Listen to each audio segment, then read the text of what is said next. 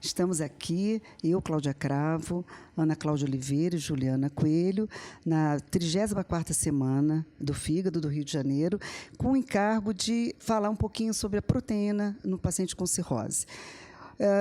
Nós resolvemos trazer algumas meta-análises, porque é um tema extremamente instigante, discordante, mas em relação a alguns suplementos, mas, independente disso, também vamos dar o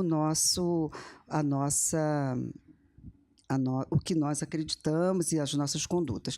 A gente sabe que a proteína é a alteração do metabolismo dos aminoácidos mais crítica para o paciente cirrótico. É um paciente que, geralmente, faz uma desnutrição no decorrer de todo o trajeto da doença e vai se alargando a desnutrição a partir do momento que ele vai ficando mais grave no final.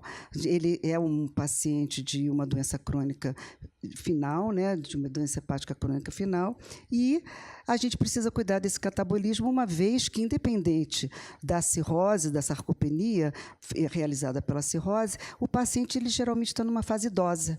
E aí ele apresenta uma sarcopenia primária também associada a uma sarcopenia pela cirrose, e a prevalência geral dos pacientes com sarcopenia, com cirrose com sarcopenia é de 40%, o que agrava em 2 vezes o risco de mortalidade. E então, em cima disso, a gente vai discutir um pouquinho sobre essa sarcopenia primária e secundária e quais são os fatores que estão, além dessa sarcopenia, que limitam a absorção de proteína nesses pacientes que já são idosos. E outra coisa, isso eu vou perguntar para a Ju, e como seria a orientação proteica para esses pacientes? Se você puder, Ju, dá também alguns exemplos do que você faria em termos de refeição, né? E algum exemplo assim sobre um número, né? Para as pessoas não ficarem só grama de proteína por quilo de peso, para elas terem uma ideia. Ok, vamos lá. Então, Cláudia, a gente sabe que o paciente cirrótico, principalmente o idoso, que a maioria, quando ocorre o diagnóstico, ele já está na fase idosa, ele tem essa sarcopenia por causa de uma resistência anabólica que esse paciente tem. Então, tem um desequilíbrio, na verdade, né? É um anabolismo difícil e um aumento do catabolismo proteico. Então, a gente tem que aumentar muito a oferta de proteínas para esse paciente. Já está estabelecido na ESP, em 2020, que o consumo de proteínas para o paciente cirrótico deve ser entre 1,2 a 1,5 gramas por quilo de peso. Tá? Para a gente conseguir atingir isso, dificilmente a gente consegue atingir somente com a dieta. Uma vez que, por exemplo, um paciente de 70 quilos, ele ia ter que consumir, com isso, 105 gramas de proteína por dia, né? É muita coisa. E esse paciente ele já está com uma ingestão dificultada, porque geralmente ele tem uma saciedade precoce, geralmente ele já tem uma falta de apetite. Sem contar que, para a gente conseguir atingir isso, só com a alimentação, a gente, por exemplo, teria que ter uma boa quantidade de proteína, tanto no almoço quanto no jantar. E, às vezes, esses pacientes nem jantam, eles fazem um lanche à noite.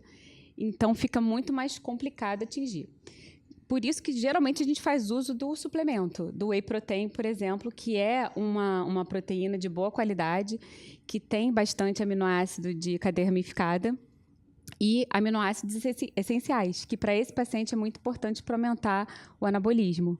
Ok. E você acha assim, se a gente estivesse num paciente de SUS, né, um paciente institucionalizado, como é que a gente faria que ele não poderia comer whey? Comprar whey, né? Isso. Então, é possível na alimentação a gente conseguir essa quantidade de proteína. A gente tem que aumentar para ele, principalmente, alimentos lácteos. Tá? Porque o whey protein ele é do leite, né? Então, assim, a gente tem que aumentar. E esses alimentos lácteos, eles têm mais leucina. E a leucina, ela aumenta uma via de anabolismo chamada mTOR, que aumenta o aumento da massa muscular mesmo, que promove o aumento. Então, assim, eu aumentaria os lácteos desse paciente durante o dia, fracionaria mais a dieta e, de repente, botaria opções de mais fácil digestibilidade, entendeu? Então, a gente teria que fracionar a proteína. Fracionar a proteína. Ok. Posso Ok. só Fala, agora, Ana. Porque é um assunto extremamente pipocante, né? Assim, muito importante. Você fala de 40% de sarcopenia sarcopenia nos pacientes cirróticos, mas isso pode chegar a 70% em pacientes em lista de transplante. E hoje a gente sabe que a sarcopenia nessa população aumenta complicações pós-operatórias, aumenta risco de infecção no pós-operatório desse paciente pós-transplante. Então, impacta não só no período pericirúrgico, mas com certeza na mortalidade, né? Então é um assunto extremamente importante que a gente realmente precisa avançar. E aí eu queria te perguntar, posso? Deve, claro. Um pouquinho mais de prática, sabe? Assim, tá, cento e poucos gramas de proteína, para mim parece que é um monte, né? Um ovo, sei lá, tem 6 gramas. Como é que seria isso na prática de um paciente, por exemplo, que eu não consigo fazer uma suplementação? E outra coisa, você falou do paciente cirrótico, do não jantar, né? É importante a gente ressaltar para o paciente cirrótico que ele não pode ficar sem comer no período noturno, né? Que aquele lanche noturno, ele tem que acontecer, não só na questão proteica. Nessa hora eu posso colocar proteína também? Como é que funciona para a gente cortar esse jejum prolongado noturno, que é uma coisa que a gente bate com esses pacientes? Isso. Então, assim, por exemplo, se eu der 100 gramas de frango para esse paciente, eu já estou garantindo umas 30 gramas de proteína. Então, assim, por isso que o ideal é ele almoçar e jantar. Então, assim, ele não pode lanchar à noite, né? Ou se ele tem esse hábito de lanchar, a gente tentar botar uma sopa com a proteína batida para ajudar a incrementar essa quantidade de proteína.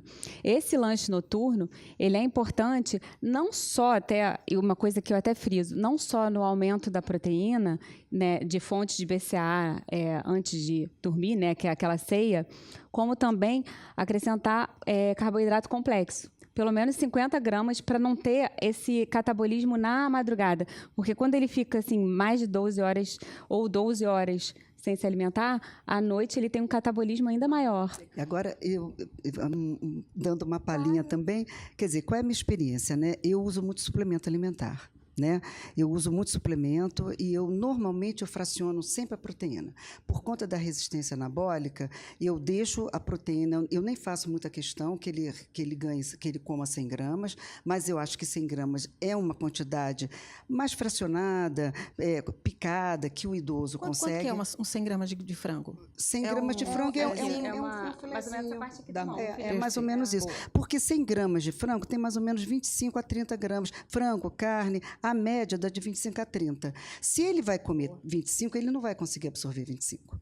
Claro que se tivesse num SUS, o que eu faria? Vai almoçar em 2 etapas. Ele vai comer 2 colheres de carne moída, 100 gramas de carne moída, tem 25 de proteína. 2 colheres no almoço e 2 num sanduichinho que ele pode fazer numa segunda etapa.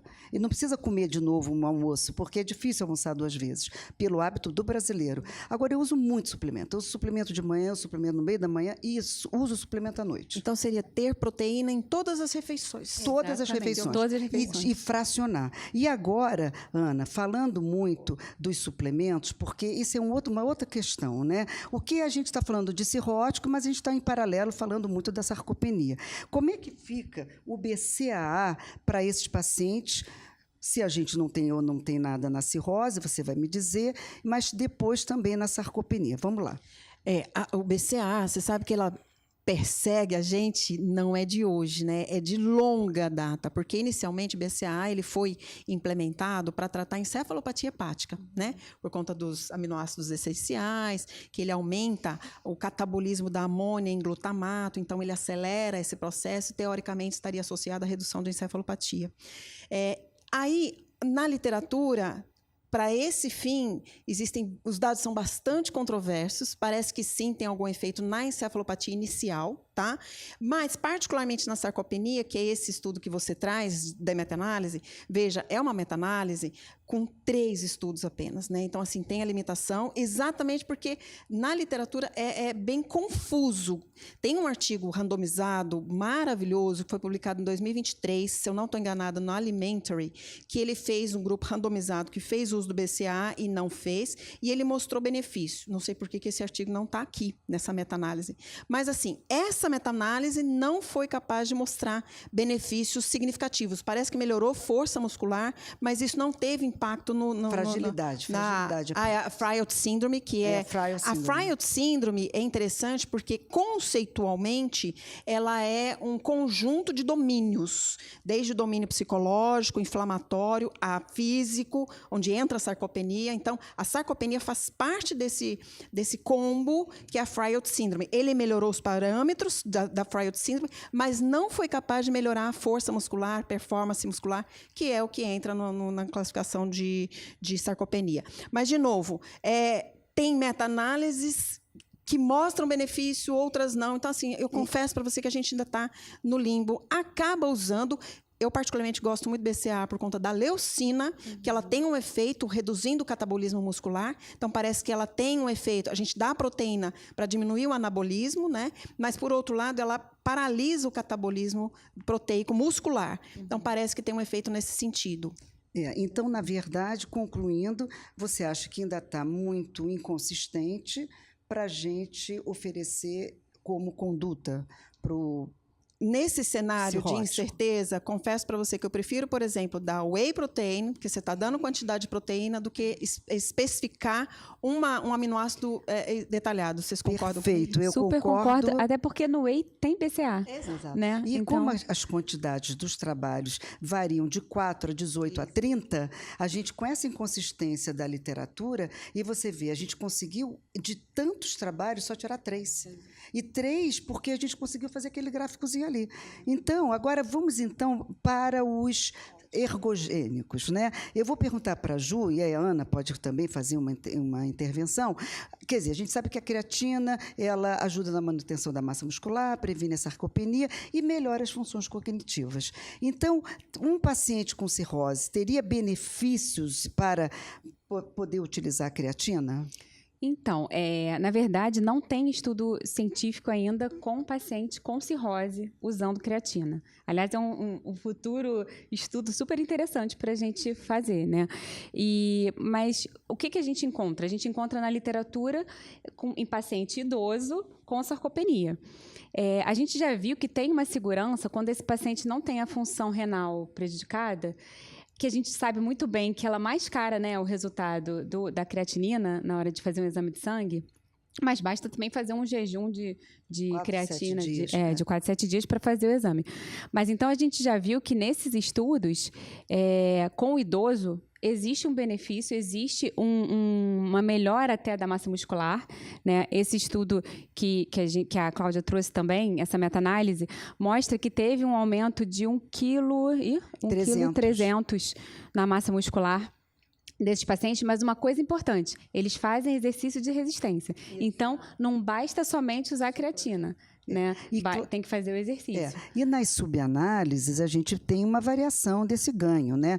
1,1, 1,4. Mas o mais interessante é que a creatina ela foi muito, muito estudada, ela tem pouco efeito adverso e ela parece que a quantidade de menos de 5 gramas parece que já é o suficiente para força superior, para membros superiores. Vocês entendem, né? A sarcopenia é só membros, braços e pernas, tá? Só isso que conta. E mais do que 5 gramas para a parte inferior do corpo, seria um leg press, a parte superior seria um supino. Quando a gente lê esse trabalho, eu li outros também, eles mostram o seguinte, que a sobrecarga de creatina por 7 dias para o idoso, porque pode fazer com ou sem, mas parece que quando eles fazem com, eles têm uma eficácia melhor. E outro detalhe que eu li também foi a respeito do tempo. Quando eles acabam de fazer um exercício de resistência, parece que é interessante usar a creatina 60 minutos depois. Por quê? Porque a absorção da creatina é potencializada, é intensificada pós-exercício de resistência. Então, mas aí vem a questão que eu vou ter que falar. Isso que vocês comentaram é muito importante. O uso da creatina aumenta a creatinina, obviamente, porque vai ser excretada, mas isso não traduz em lesão renal no paciente sem doença. Né? O paciente cirrótico, a gente não sabe. Por quê? Porque o paciente cirrótico, hemodinamicamente, ele já é alterado. Então, se isso realmente traduz em não lesão renal ou lesão renal, a gente não tem ainda esse estudo. A gente tem que estudar isso, não né? É? Exatamente. É perfeito, é uma avenida perfeito. Maravilhoso, né? Agora, então, continuando em relação a HMB. Né, eu vou perguntar para a Ana, vou perguntar para a Ju. Né, a gente sabe que as sociedades não recomendam, mas, assim, vocês indicariam, né, a gente está falando de sarcopenia, de cirrótico, está muito no paralelo. Como é que vocês fariam isso? Então, o que eu vejo do HMB, assim, tem vários estudos, da mesma forma que na creatina, em pacientes da geriatria, né? Até porque o termo realmente é da geriatria. E que a gente acaba trazendo para a cirrose. Eu não sei se isso é exatamente correto. O arrazoado me faz pensar que o HMB seria uma boa substância, exatamente pelo turnover dele na leucina, porque ele atua aumentando lá a leucina, que vai bloquear esse catabolismo muscular. Então, o arrazoado me faz pensar que sim, mas os estudos eles são bastante conflitantes. Aparentemente, de novo, não tem estudos em cirrótico com uma segurança, pelo menos no idoso. No cirrótico a gente não sabe. Eu procuro priorizar os pacientes, quando eu uso HMB para cirrose child A, tá? Eu não uso paciente child B e child C, exatamente porque a gente não tem esses dados.